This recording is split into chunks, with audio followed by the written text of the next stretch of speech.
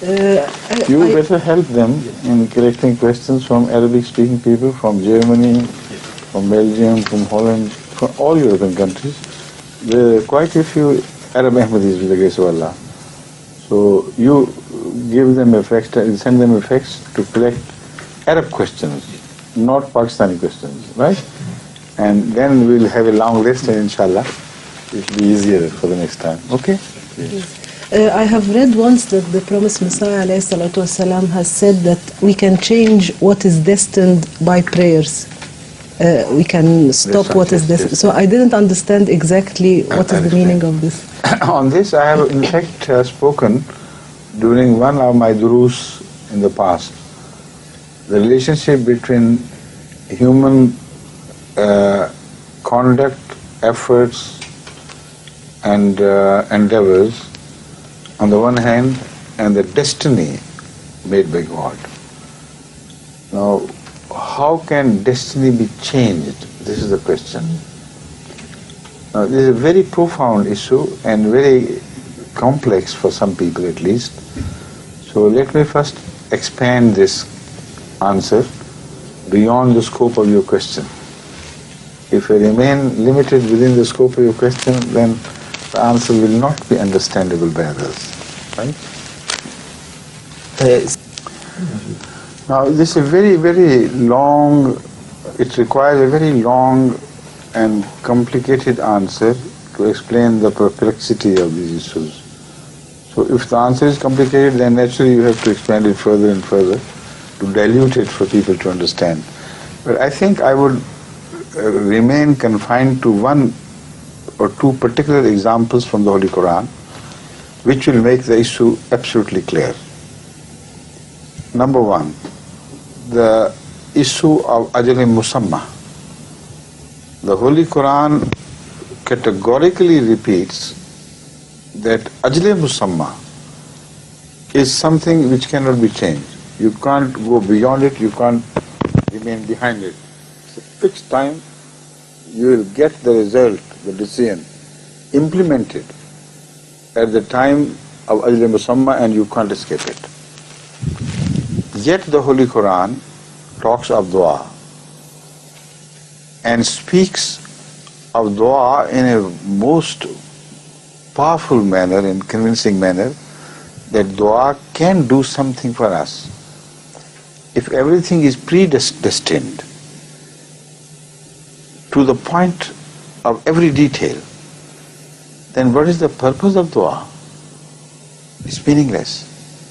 If everything is predestined to the point of such detail that a man would never die, even if he does not make any effort to cure himself from a deadly disease until the Ajal Musamma has reached. Now this question is a very important question. What is the principle of likulli da'in dawaun? Why make any effort at all? Why run to the doctors? Why run hospitals? And why not hand over the car to a child? Come on, drive it on. No problem. Our destiny will not come until the fixed time comes. So go ahead and do it. The whole human experience becomes topsy-turvy and disturbed and shattered. Nothing, no order is left. So it is a very important question. We must understand the design of Allah if we talk of destiny. And in that design, both taqdeer and tadbir play a balanced role. And Allah's ilm, knowledge, human efforts, God's decree, which depends on reward and punishment, crime and punishment, and good action and reward. This phenomenon is also related to this issue. But I think I have already said some difficult things, but let's give him a chance to try his hand at this one. Then I'll come to that. And why shouldn't we permit our children to start driving cars right in the very early childhood, because they can't do any damage. If we are destined not to die, how can we have an accident at all? Tell them how to press the say few buttons and press the accelerator and let them enjoy. Go into the cockpit of a plane, jet plane, start flying it, because your destiny is fixed. Look at the nature. How can there be a contradiction between the word of God and the act of God? So there has to be a misunderstanding on our part. Destiny is not that which people think, right? Now, if we read the Holy Quran in relation to this important question, you come across, for example, two very important examples of two people who were destined to be perished because they had won Allah's wrath. One are the people of Noah, who annoyed God in the sense that, not the human sense, but in whatever sense God is annoyed. God is annoyed to the sense that they earned the wrath of God and He decided to destroy them and wipe them out of the face of earth. The other is the example of the people of Yunus, the prophet of the whale, prophet of the fish as he is called. Now, in that case also, this decree was mentioned to the prophet of God, that leave the place, the punishment is about to befall, and they will be wiped out.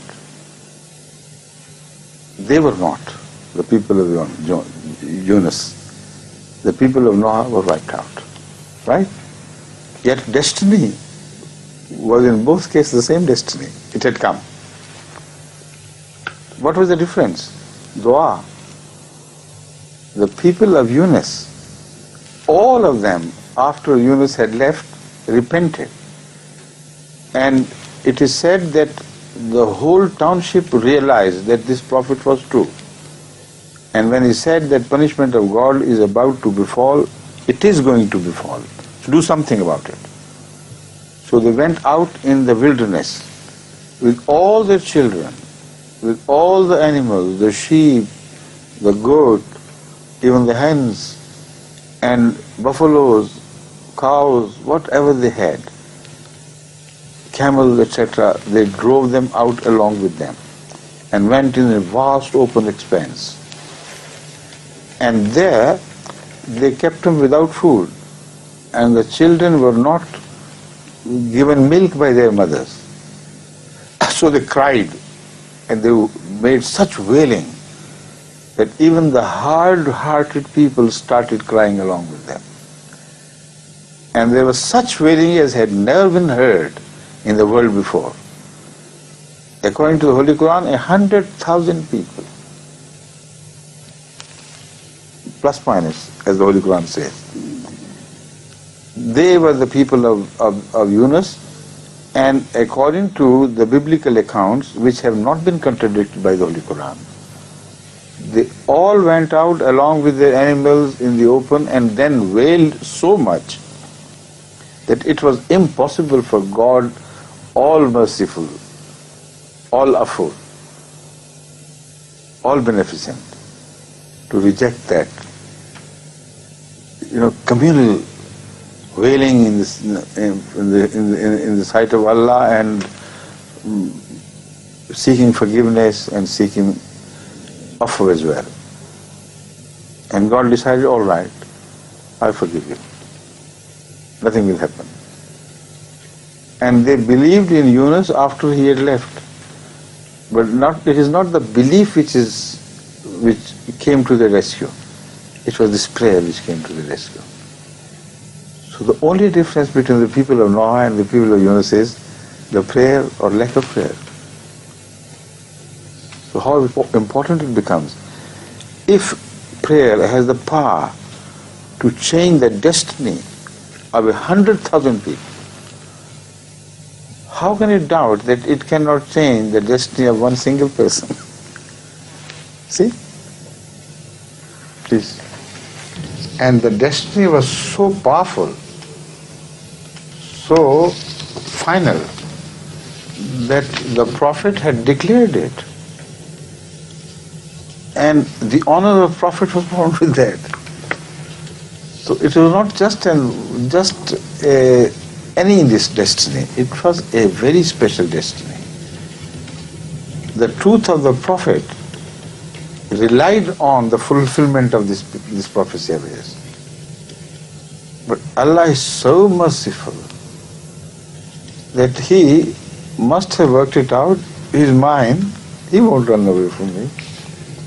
But they will come. So out of that, He tried also Hazrat Yunus for the sake of His mercy, which He displayed for the sinners when they repented. Very, very rich message in this whole incident. Right? Now, a very interesting relative issue has come to my mind. Issue I should mention. You know, those people who are propagating against Ahmediyya and about Muslim Islam, they present some cases of his prophecies in a distorted way without telling the whole truth, and create the impression how could a man be even a subordinate prophet as he claimed of Hazrat Muhammad Rasulullah, not bringing a new law but still a prophet under the verse وَمَن يُطِعِ اللَّهَ وَرَسُولَهُ فَأُولَٰئِكَ مَعَ الَّذِينَ أَنْعَمَ اللَّهُ عَلَيْهِم مِّنَ النَّبِيِّينَ وَالصِّدِّيقِينَ وَالشُّهَدَاءِ. They say, we understand the point, but how could this man be the prophet? When we can prove that he prophesied in the name of God and that prophecy did not come to be fulfilled. See, this is the argument they build. And when this rubbish is presented the way they do it, many an Arab reader lose interest in Ahmadiyyat altogether. One of the examples given is that of Abdullah Atham, Tipti Abdullah Atham. He was a Christian missionary who was, a committed, sworn enemy of Islam and Hazrat Muhammad Rasulullah sallallahu alaihi wasallam. Hazrat Masih Maud was deeply pained at his anti-Islamic, anti-Muhammad Rasulullah sallallahu alaihi wasallam, foolish braggings and things, that he challenged him to a munazara, to a debate on the truth of Islam versus the truth of Christianity. Now, he accepted it, and for 15 days or thereabout, was it 15 days or more? Around that, this debate continued. And still he was so obstinate that he went on saying, no, I have won, there is no logic in you, what you say, and so on and so forth. Until practically both parties were exhausted at the end of the debate. Hazrat Masih Maud prayed to Allah for a sign from heaven. What had hurt him was mainly his abuse of Hazrat Muhammad Rasulullah. So he prayed to God, but one sign was shown immediately before the end of the munazara. And these mullahs don't even mention that, because that in fact clinched the issue.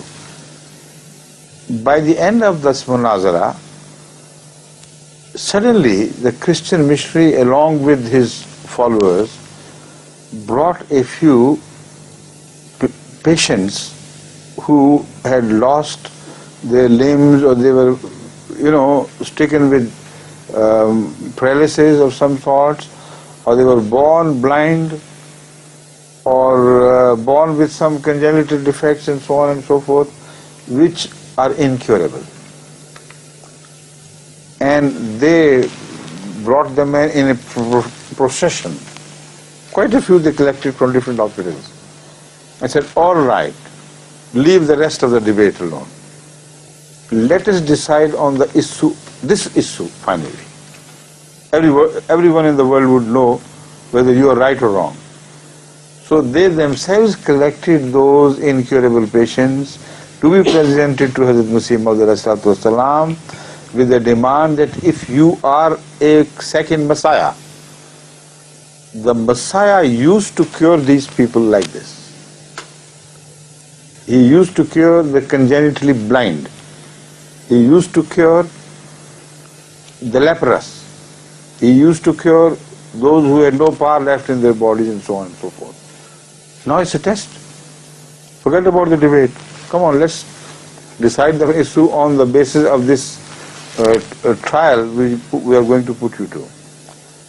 Everybody on the side of Muslim became very jerky and nervous and said, God, how will they understand it if we explain things to them by a long speech? Still they will make a joke out of it. They laugh and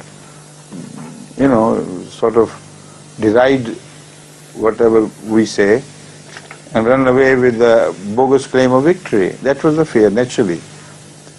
Hazrat Masih Maud did not lose his composure in the least. He kept smiling. He said, thank you so much for taking the trouble of bringing these people instead of my bringing them. The issue I am debating is this, that the old Messiah never did these things himself, but only in spiritual meaning. He raised the dead to a new spiritual life. He cured the blind. They began to see the truth of the heavenly truths. Those who were immobile, they could not move, make any journey in the path of Allah. He cured their limbs and they started walking and running. This is what I've been saying all the time. And you insist, no, it was done physically. So the trial is yours now. Because you are forgetting one verse of the old Hazrat Masih alayhi salam. He said that if you have an iota of faith on me, if you are true that you do believe me to be honest and true, then you will be able to perform exactly the same things which I perform. All my miracles will be repeated by you if you have an iota of faith. So Hazrat Masih Maud turned to them and said, come on now. First of all, prove that you have an iota of faith in Jesus Christ. It was a great miracle. The prayer was not deferred as far as its answer is concerned. Immediately there and then the matter was decided and he had won the debate. The mullahs don't tell the Arabs this. You see? The decision had already been taken that you are false people. Either you are false or your Christ is false. You can't have both things. If you say you are not false, we are true believers, then what about the truth of Jesus who said, you can repeat all these miracles if you have an iota of faith on me, in me. So decide whether you are false or your Lord is false. If you are false, if there is no living Christian in the world, what are you calling us to? What is the meaning of this futile exercise to invite the Muslims to a sort of Christianity which has already lost its path, its bearing, its truth? And they are no longer connected with that Jesus whom we believe to be a spiritual healer, not a physical healer. So the miracle was already shown. He didn't attempt to make any effort to collect all these things, and it was they who did it under God's command and decree. This is how the decrees work, you see. Instead of that, they took the second point, which Masih Maud also mentioned in response to his prayer, in relation to his prayer. He said, God has told me that if this man did not abstain from abusing our Lord Hazrat Muhammad Rasulullah sallallahu alaihi wasallam, then he will be he will be shoved into Haviya, which is either death or utter disgrace. So Muslim said, God has told me that this is going to be his fate if he does not desist from abusing Hazrat Muhammad Maulana Sayyidina Muhammad Rasulullah Sallallahu Alaihi Wasallam. Now, he lived for 15 months, practically in hell. He ran from place to place, kept on repeating that he had never meant any abuses against Muhammad Rasulullah. He took his hand held his hand in his fingers like that. What is this tongue? How can this tongue disgrace Muhammad Rasulullah? And he began to see snakes and scorpions and images which scared him from around. He kept on changing his rooms in one night many times out of fear of somebody would murder him. Now he lived in this state, and because that God who had shown mercy to the people of Yunus, it was the same God who, because this prophecy was conditioned, he did not pass the decree of his being killed within 15 months. Now when this happened, the entire world of the mullahs erupted into abuses against Hazrat Masih Maud alayhi salam, punishing him for fighting the cause of Hazrat Muhammad Rasulullah. You see? This is the state of affairs which has been mistold, and I'll come to that later on because he tells me the time is over. So tomorrow, inshallah, you have time to consult each other, and if I arrive a bit late, you start translating it, right? And when I come, I hope I'll be in time, inshallah. Then I'll take it up from where I left this evening. Right? No translation today, because time is over. Hilmi Shafi Sahib also used to do it. I would say my say, and then next evening he would start translating. Then I would arrive and pick up the thread from where I left. Okay? Assalamu alaikum. Just tell them that we'll pick up tomorrow, inshallah. لقد أخبرنا بأن الوقت قد انتهى، وقال أمير المؤمنين أننا سنكمل الترجمة في اللقاء القادم إن شاء الله، فحتى ذلك الحين نستودعكم الله على أمل اللقاء بكم، والسلام عليكم ورحمة الله وبركاته. السلام عليكم. جزاكم الله.